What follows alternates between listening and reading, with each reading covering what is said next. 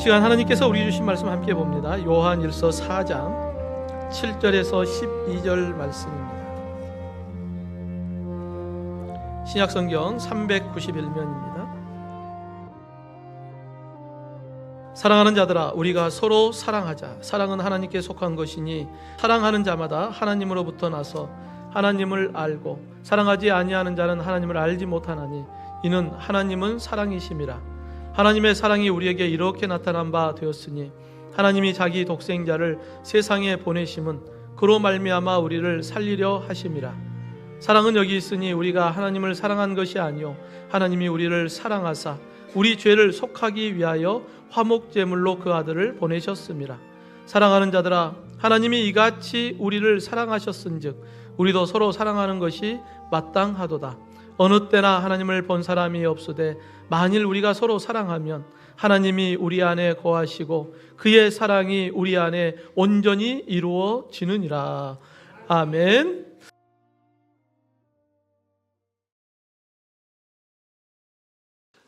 여러분, 대림절 세 번째 주일을 우리가 하나님 앞에 예배합니다. 여러분, 주님 반드시 다시 오십니다. 주님 다시 만날 준비를 잘 할 수 있기를 주님의 이름으로 축원합니다.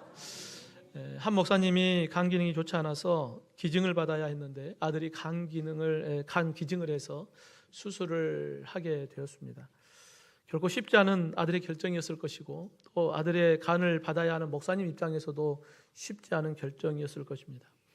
여러분, 아버지를 향한 아들의 사랑이 있었기 때문에 간 기능을 하지 않겠습니까? 뭐 다른 조건 때문에 하는 건 아니잖아요. 아버지를 향한 사랑의 마음이 있었기 때문에 그와 같은 결정을 하는 거죠. 가끔 뇌사 상태에 빠진 환자가 장기를 기증하면서 여러 사람들에게 새로운 생명을 주고 떠났다라고 하는 소식을 가끔 듣습니다. 그때 그 결정을 할 때 남겨진 가족들은 어떤 마음이었을까 하는 생각을 좀 해봅니다. 한편으로는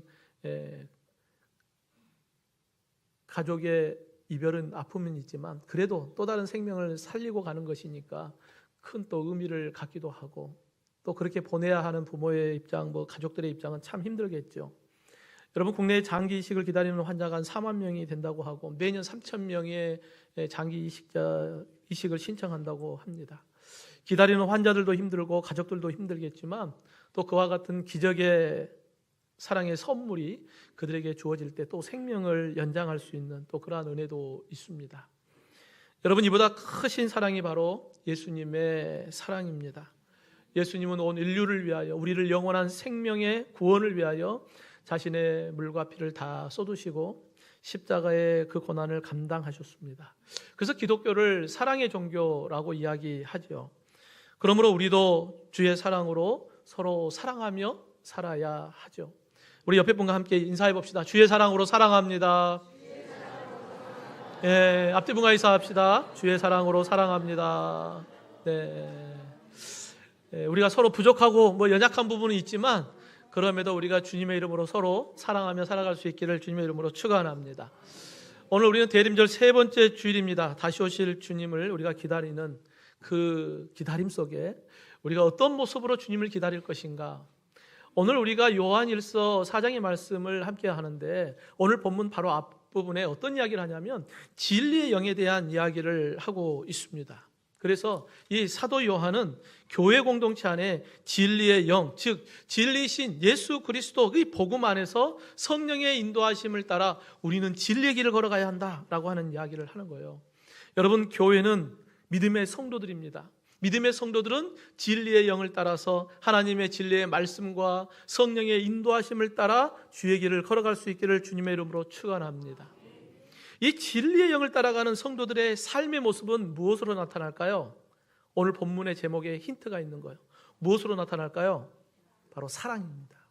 진리의 영을 따라 살아가는 사람의 그 삶의 모습은 사랑이라고 하는 증거로 나타나요. 그래서 사도 요한은 진리신 하나님을 믿는 믿음의 성도들은 사랑을 실천하는 삶을 살아야 한다고 권면하고 있습니다. 하나님의 사랑이 우리 안에 충만하여서 우리가 그 사랑 안에서 하나님의 사랑을 흘려보내고 또 다른 많은 사람들에게 사랑을 증거하는 삶이 되기를 주님의 이름으로 축원합니다. 그렇다면 우리가 하나님의 사랑 안에서 사랑을 흘려보내려면 어떻게 해야 될까? 먼저는 성도는 사랑의 근원이 하나님으로부터 시작된다라고 하는 믿음이 있어야 돼요. 사랑은 누구로부터 시작하는 거예요? 하나님으로부터 시작되는 거예요. 여러분, 하나님은 어떤 분일까요? 하나님은 어떤 분입니까? 우리가 하나님에 대해서 이야기하지만 하나님을 온전히 설명할 수 있는 사람은 아무도 없어요. 왜냐하면 피조물이 창조주를 안다는 것은 불가능하기 때문에 그래요.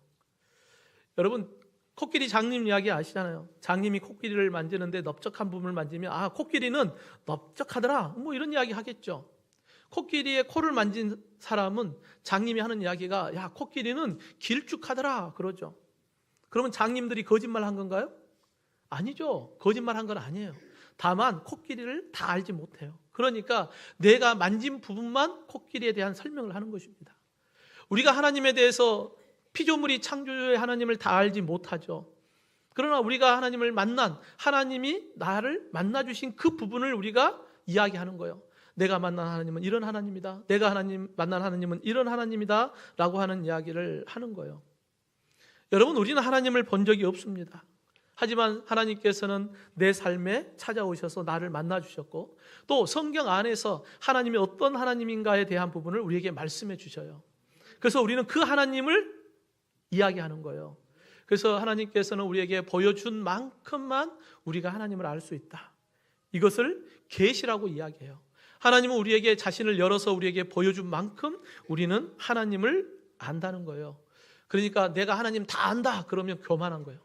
우리는 절대 하나님을 다 알 수가 없어요. 사도 요한은 하나님에 대해서 어떤 고백을 하겠어요? 오늘 본문 8절에 하나님은 사랑이십니다 라고 하는 이야기예요.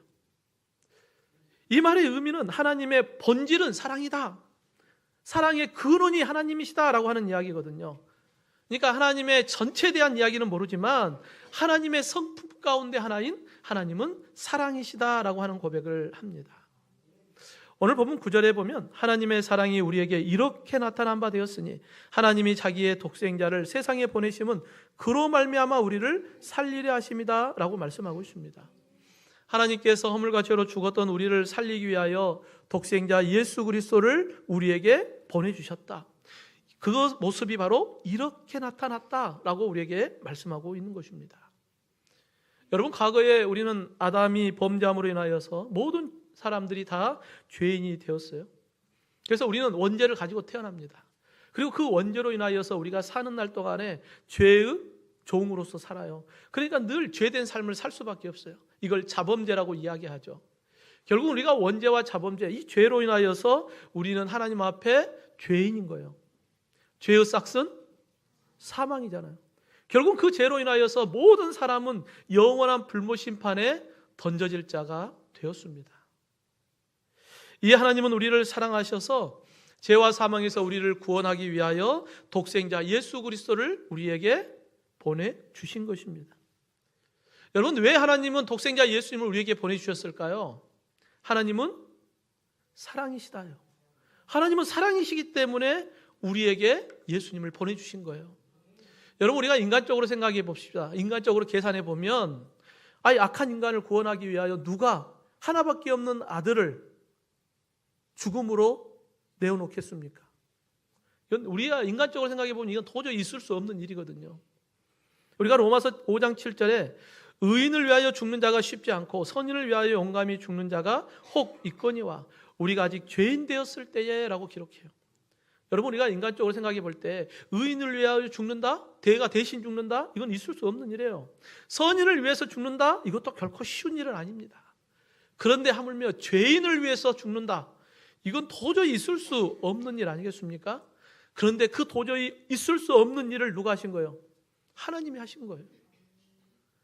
하나님의 사랑은 결심이 아니에요. 하나님의 사랑은 본성입니다. 하나님께서 죄인인 우리를 바라보면서 그래, 내가 한번 마음 먹고 너희를 긍휼히 여겨서 너희를 위해서 내가 아들 예수를 보내겠다. 하나님께서 즉흥적으로 한 것이 아니에요.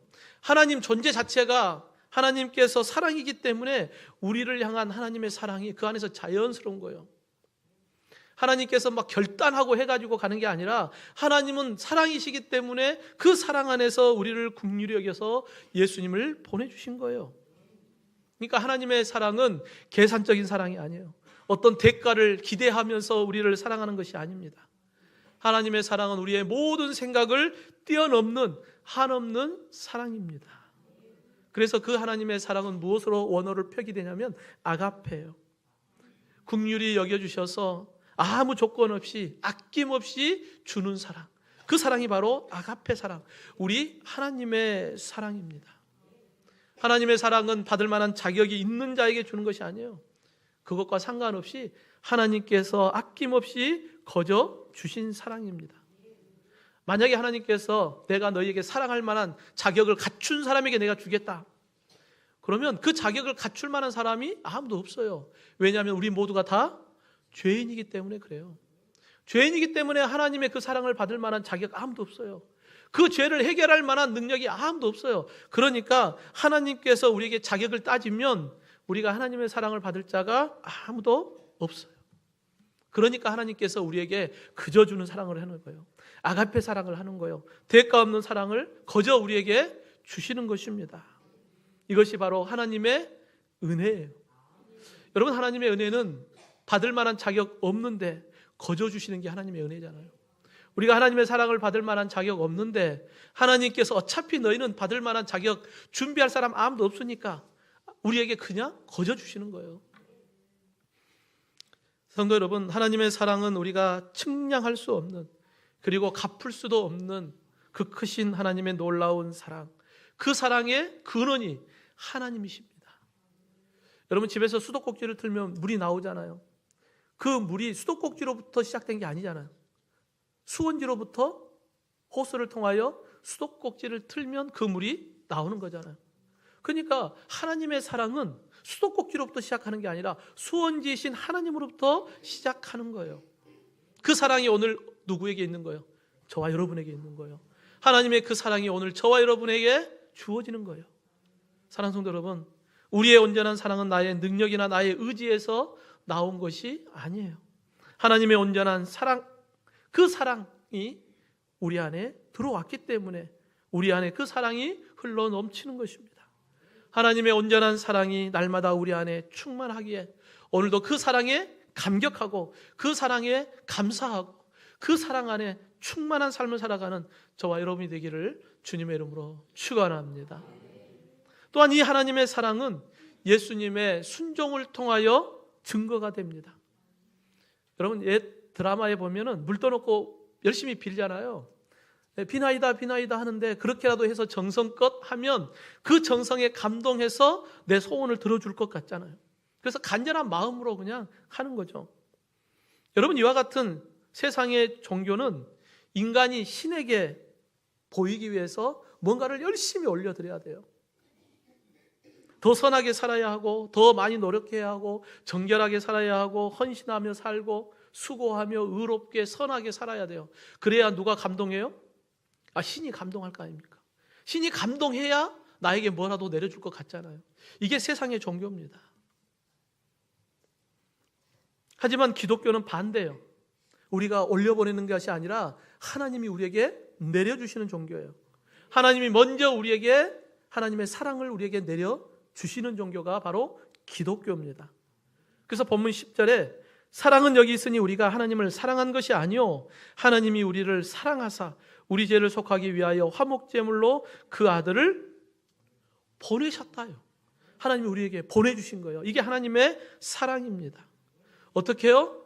독생자 예수 그리스도를 우리에게 보내주시는 것으로부터 사랑은 시작된 거예요. 여러분, 2000년 전 유대 땅 베들레헴의 선지자들의 예언대로 하나님의 약속의 말씀대로 성취되는 사건이 일어납니다. 독생자 예수님, 하늘의 영광을 버리고 낮고 천한 이 땅에 오셨어요. 강보에 쌓여 구유에 누이셨습니다. 하나님의 사랑은 예수님의 모든 영광을 버리고 이 땅에 오신 하나님께서 예수님을 이 땅에 보내주시는 그 사랑으로부터 시작했어요. 뿐만 아니라 그 예수님을 통하여 하나님과 우리와의 관계를 화목하게 하기 위하여 자신의 생명을 내어주는 사건까지 연결이 됩니다. 그래서 하늘의 영광을 버리고 이 땅에 오셨고 죄인을 위하여 죄인이 되신 예수 그리스도이십니다. 이 사건이 바로 십자가의 사건이죠. 여러분, 이 십자가의 사건은 예수님의 생명과 우리의 생명이 맞바뀌는 사건이에요. 내가 죽어야 되는데 누가 대신 죽은 거예요? 예수님이 대신 죽은 거예요. 그래서 예수님의 생명이 내 안에 들어오니까 우리가 영원한 생명을 얻게 된 것입니다. 여러분, 왜 예수님은 십자가의 대속의 제물이 되어야 하셨을까요? 예수님이 이 대속의 은혜로 창조주 하나님과 죄인인 우리와의 관계가 원수의 관계, 대적하는 관계가 아닌 화목한 관계로 우리를 회복시키기 위한 하나님의 뜻을 이룬 것입니다. 그래서 자기의 생명을 내어주시는 거예요. 로마서 5장 8절에 우리가 아직 죄인 되었을 때에 그리스도께서 우리를 위하여 죽으심으로 하나님께서 우리에 대한 자기의 사랑을 확증하셨다. 하나님은 사랑이십니다. 확실한 증거가 무엇이냐? 예수님의 십자가의 사건을 통하여서 우리에게 확실한 증거를 보여주신 것입니다. 여러분, 예수님의 십자가의 사건은 어떤 사건입니까? 우리의 고난과 수치를 예수님께서 대신 감당한 사건이에요. 예수님께서 가시관을 쓰시고 채찍에 맞으시고 십자가에 못 박히시고 옆구리에 창에 찔리시는 그 고난, 그 고통을 예수님께서 겪으셨어요. 모든 피를 쏟아 부음으로 인하여서 갈증을 느껴야만 했어요. 그 십자가의 고난을 통하여 우리의 하나님의 사랑을 우리에게 보여주셨습니다. 뿐만 아니라 이 율법에 보면 신명기 21장 23절에 나무에 달린 자는 하나님께 저주를 받았다라고 기록해요. 나무에 달린 자는 하나님의 저주를 받아 죽은 자다라는 거예요. 여러분, 유대인들은 육체의 죽음보다도 더 고통스럽고 수치스러운 게 있어요. 바로 영적 죽음입니다. 육체가 죽어도 영원히 하나님의 나라에 가면 크게 문제가 없거든요. 그런데 그 영혼까지 영원한 불모 심판에 던져진다는 것은 이게 더 큰 수치거든요. 예수님은 죄인인 우리를 대신하여서 십자가의 대속의 대물이 되어주심으로 나무에 달린 자마다 하나님의 저주를 받았어요. 그 저주를 우리가 받아야 되는데 누가 받으신 거예요? 예수님이 대신 받으신 거예요. 그 수치를 예수님이 감당하신 것입니다. 그래서 고난과 수치를 당하심으로 예수님의 그 크신 사랑을 우리에게 보여주셨어요. 그래서 모든 믿는 자에게는 죄와 사망에서 우리를 구원하시고 영원한 생명을 주신 것입니다. 이 모든 것이 바로 하나님의 사랑입니다. 만약 세상의 종교처럼 우리가 신에게 올려드리는 그러한 종교였다면 우리가 열심히 수고하고 노력하면 내가 이렇게 됐다. 내가 이렇게 됐다. 여러분, 자랑할 것이 얼마나 많이 있습니까? 내가 이렇게 수고해가지고 내가 열심히 이렇게 해서 내가 이렇게 됐다라고 하면 신 앞에서도 자랑할 것이 참 많겠죠. 하지만 하나님께서 우리를 사랑하여 주셔서 독생자 예수님을 보내주시고 그 크신 사랑을 우리에게 쏟아 부어 주셨으니까 우리가 여기까지 인도해 주신 모든 하나님의 은혜 안에서 우리가 내가 그랬다 할 수 있는 것이 아무것도 없는 거예요.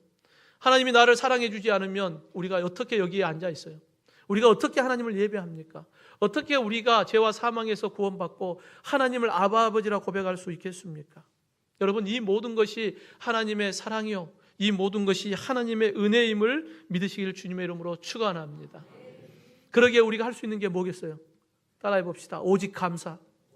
우리는 하나님께 늘 오직 감사밖에 없죠. 나를 이렇게 사랑해 주신 하나님께 우리는 늘 감사뿐입니다. 여러분, 에베소서 2장 8절 9절에 너희는 그 은혜로 의하여 믿음으로 말미암아 구원을 받았으니 이것은 너희에게서 난 것이 아니요 하나님의 선물이라. 행위에서 난 것이 아니니 이는 누구든지 자랑하지 못하게 합니다 라고 우리에게 말씀하고 있어요. 하늘로부터 내려온 하나님의 사랑, 하늘 영광을 버리시고 이 땅에 오신 예수 그리스도의 그 크신 사랑, 그 사랑이 우리 안에 있기에 우리가 영원한 사망에서 생명으로, 죄의 종에서 하나님의 자녀가 된 이 모든 것이 하나님의 사랑이요 사랑의 능력임을 믿으시기를 축원합니다. 여러분, 한 마을에 깊은 우물이 있었어요. 그 우물에 어떤 어린아이가 우물에 빠졌습니다. 마을 사람들이 아이가 빠진 것을 보고 사람들이 몰려들었어요. 그러면서 하는 이야기가 야, 손을 뻗어라, 빨리 올라와라 막 이야기를 합니다. 그 아이는 그곳에서 벗어나려고 얼마나 발버둥 치겠어요? 그런데 발버둥을 치면 칠수록 점점 힘이 약해지죠. 그때 이 아이의 아버지가 달려와서 우물 속으로 뛰어들어갑니다. 사람들은 볼 때 야, 위험한데 왜 내려가냐? 아이 보고 올라오라 그러지, 위에서 끄집어 올리지. 하지만 아버지는 그 우물 속으로 들어가서 그 아이를 건져냅니다. 여러분, 이게 복음입니다.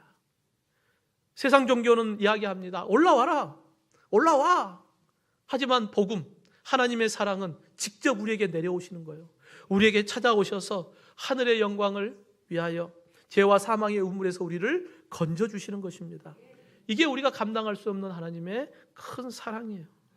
그래서 누가복음 19장 10절에 인자가 온 것은 잃어버린 자를 찾아 구원하려 오십니다. 하나님이 왜 오셨습니까? 잃어버린 우리를 구원하기 위하여 우리에게 찾아오신 것입니다. 사랑하는 성도 여러분, 기독교의 핵심은 사랑입니다. 그 사랑의 중심은 예수 그리스도의 십자가가 있습니다. 우리가 대림절을 보내면서 다시 오실 예수님을 기다립니다. 우리가 다시 오실 예수님을 기다리면서 우리가 어떠한 기다림이 필요할까? 하나님이 내게 주신 그 크신 사랑, 독생자 예수 그리스도를 아낌없이 내어주신 그 사랑, 또 예수님의 그 십자가의 사랑이 우리 안에 있기 때문에 주님 오시는 그날까지 이 크신 사랑이 우리 안에 충만하여서 또 다른 사람들에게 이 사랑을 나누는 저와 여러분이 되기를 주님의 이름으로 축원합니다. 마지막으로, 그러므로 성도는 하나님의 사랑 안에서 서로 사랑하며 사는 것입니다. 여러분, 본문을 기록한 사도 요한의 과거의 별명은 우레의 아들이었어요. 우리가 누가복음 9장에 보면 유월절을 맞이해서 예수님이 제자들과 함께 예루살렘으로 가고 있었거든요.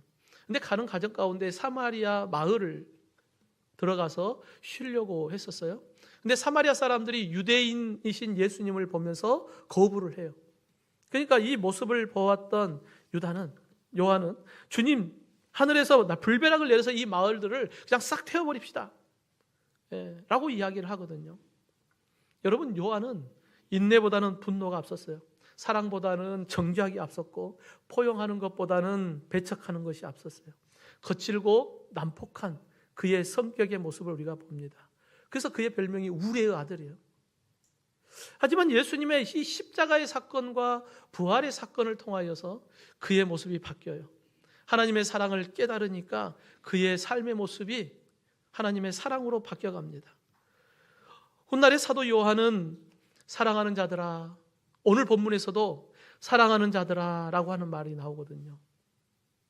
사도 요한은 사랑의 말씀을 날마다 권면해요.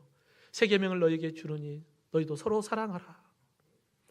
여러분, 우리의 아들이었던 이 사도 요한이 예수님의 그 사랑을 경험하면서 그의 삶이 사랑으로 부드러워지기 시작해요.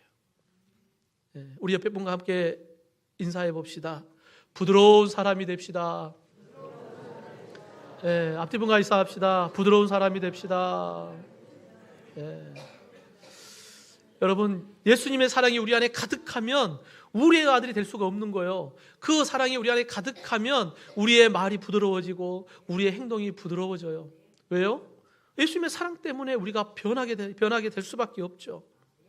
하나님의 사랑, 예수님의 십자가의 사랑, 그 사랑을 받은 사람. 오늘 본문 11절에 사랑하는 자들아, 하나님이 이같이 우리를 사랑하였은즉 우리도 서로 사랑하는 것이 마땅하다. 하나님의 사랑이 우리 안에 있으니까 우리가 사랑하는 건 마땅해. 여러분, 우리가 서로 사랑하는 것에 마땅하다. 이 마땅하다라고 하는 언어를 보면 빚진 자라고 하는 말이 있어요. 빚지다. 왜 우리가 사랑하는 게 마땅해요? 누구의 사랑에 비쳤기 때문에 그래요? 하나님의 사랑에 비쳤기 때문에 우리가 사랑하는 것이 마땅한 거예요. 당연한 거예요. 그런데 그 당연한 것을 안 할 때가 있잖아요. 못 할 때가 있잖아요. 하나님의 그 크신 사랑을 우리가 받았으면서도 사랑하지 못할 때가 있습니다. 그게 우리의 연약함이 있죠. 오늘 본문 7절에 사랑하는 자들아, 우리가 서로 사랑하자. 사랑은 하나님께 속한 것이니 사랑하는 자마다 하나님으로부터 나서 하나님을 안다. 하나님의 사랑을 받은 성도들은 서로 사랑하는 자가 되어야 한다. 여러분, 우리가 서로 사랑하는 것은 우리가 구원받기 위하여 사랑하는 것이 아니죠. 하나님의 사랑을 받고 구원받았으니까 당연히 우리가 빚진 자로서 하나님의 그 사랑을 나누는 것, 당연히 우리가 서로 사랑하는 것, 그게 당연한 거예요. 여러분, 부모님과 자녀의 모습을 보면 자녀들이 자라면 자랄수록 누구를 닮아가요? 부모님 닮아가잖아요. 성품이 닮아가고 말투도 닮아가고 행동도 닮아가고 하다못해 걸어가는 뒷모습도 봐도 똑같잖아요. 그러다 그 닮아가 있는 모습을 보면서 좋을 때는 괜찮은데 안 좋을 때는 뭐라 그래요? 꼭 지혜비 닮아갖고 꼭 지혜미 닮아가지고 뭐 그런 이야기 하잖아요. 그거 당연한 거 아닙니까? 부모가 자식이 부모 닮아가는 것은 그건 당연한 거죠. 당연히 우리가 하나님의 사랑을 받았으니까 우리 누구 닮아야 되는 거예요? 하나님 닮아야죠. 당연히 그래야 되지 않겠습니까? 그것은 당연한 거예요. 하나님으로부터 우리가 사랑의 빚진 자니까 당연히 하나님 닮아야죠. 참 쉽지는 않지만 우리의 연약함은 있지만 그럼에도 우리가 세상 사람들보다는 더 하나님의 사랑을 나누는 자가 되어야 하지 않겠습니까? 오늘 보면 12절에 어느 때나 하나님을 본 사람이 없으되 만일 우리가 서로 사랑하면 하나님이 우리 안에 거하시고 그의 사랑이 우리 안에 온전히 이루어지느니라. 여러분, 세상 사람들은 하나님을 몰라요. 모르잖아요. 하나님을 본 적이 없잖아요. 그런데 우리가 하나님의 사랑을 받고 하나님의 사랑을 나누면 그 사람들이 우리의 모습을 통하여 누굴 보는 거예요? 하나님을 보는 거예요. 야, 하나님이 이런 분이구나. 온전히 하나님이 어떤 분인가를 그들이 알게 된다는 거예요. 그러니까 하나님의 사랑은 먼저 우리를 변화시키고 변화된 우리가 하나님의 사랑을 통하여 이웃을 또 변화시키는 역사가 일어나는 것입니다. 그러기에 우리는 먼저 사랑해야 돼요. 서로 사랑하라고 우리에게 말씀합니다. 여러분, 세상은 저 사람이 나를 사랑해 주면 나도 사랑해야지. 그게 세상의 조건을 따지는 것입니다. 근데 우리는 이미 누구에게 사랑을 받았어요? 하나님께 사랑을 거저 받았잖아요. 그러니까 우리도 누군가를 사랑할 때 거저 사랑할 수 있어야 하는 것입니다. 야고보서 2장 15, 16절에 만일 형제나 자매가 헐벗고 일용할 양식이 없는데 너희 중에 누구든지 그에게 이르되 평안히 가라, 덥게 하라, 배부르게 하라 하며 그 몸에 쓸 것을 주지 아니하면 무슨 유익이 있으리요? 여러분, 우리가 말로 사랑하기는 참 쉽습니다.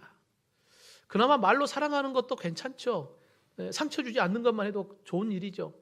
그런데 그 말로만 끝날 게 아니라 하나님의 사랑을 받은 자는 그 사랑을 흘려보내기를 원해요. 말뿐만 아니라 행동으로 나타나기를 원합니다. 그러기에 오늘도 우리는 우리의 말과 행동을 통하여서 또 우리의 행함을 통하여서 하나님의 사랑을 나누는 자가 되어라. 왜요? 우리가 하나님께 빚진 자이기 때문에 하나님의 사랑을 흘려보내는 것이 마땅하다 우리에게 말씀하고 있습니다. 여러분, 한 병실에 한 사람은 늘 불평만 해요. 왜 아무도 나에게 해주지 않냐? 왜 이거 안 주냐? 근데 또 한 사람은 오히려 몸이 더 불편한데 옆 사람에게 필요한 거 있으면 말하세요. 제가 도와드리겠습니다. 여러분, 시간이 지나고 병실 분위기가 달라졌어요. 사람들은 불평하는 사람에게 가까이 하겠습니까? 사랑을 먼저 건네는 사람에게 가까이 하겠습니까? 당연히 사랑을 주는 사람에게 가까이 하지 않겠어요? 하나님의 사랑이 먼저 나에게 왔고 또 그 사랑을 우리가 먼저 나누면 세상 사람들은 우리를 통하여서 누구를 봐요? 하나님을 보게 되어 있습니다. 하나님을 만날 수밖에 없는 것입니다. 그래서 요한일서 4장 19절에 우리가 사랑함은 그가 먼저 우리를 사랑하였습니다. 이게 온전한 하나님의 사랑의 증거가 되는 것입니다. 사랑하는 성도 여러분, 하나님은 사랑이십니다. 하나님을 믿는 믿음의 성도는 하나님의 사랑을 받은 자이요 또 하나님의 사랑을 실천하는 자가 되어야 합니다. 하나님의 사랑이 나에게 영원한 생명을 주셨고 그 영원한 생명 주신 하나님의 사랑이 나에게 차고 넘쳐서 내 말과 행동, 삶의 모습을 통하여서 우리의 이웃들에게 그 사랑이 흘러넘쳐서 하나님의 온전하심이 어떠한 분인가, 그들이 하나님을 만나고 우리와 같이 하나님의 사랑 안에서 잠기고 하나님의 그 사랑 안에서 영원한 생명을 얻는 저와 여러분, 하나님의 온전한 사랑을 나타내는 저와 여러분이 되기를 주님의 이름으로 축원합니다.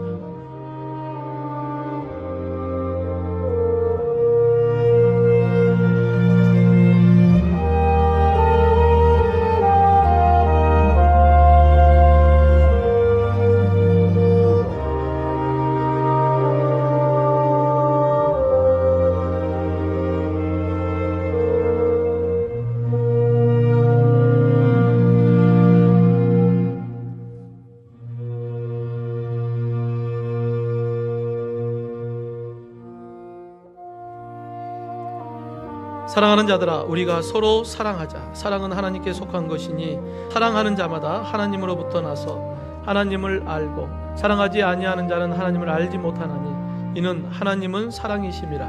하나님의 사랑이 우리에게 이렇게 나타난 바 되었으니 하나님이 자기 독생자를 세상에 보내심은 그로 말미암아 우리를 살리려 하심이라. 사랑은 여기 있으니 우리가 하나님을 사랑한 것이 아니요 하나님이 우리를 사랑하사 우리 죄를 속하기 위하여 화목제물로 그 아들을 보내셨습니다. 사랑하는 자들아, 하나님이 이같이 우리를 사랑하셨은즉 우리도 서로 사랑하는 것이 마땅하도다. 어느 때나 하나님을 본 사람이 없으되 만일 우리가 서로 사랑하면 하나님이 우리 안에 거하시고 그의 사랑이 우리 안에 온전히 이루어지느니라.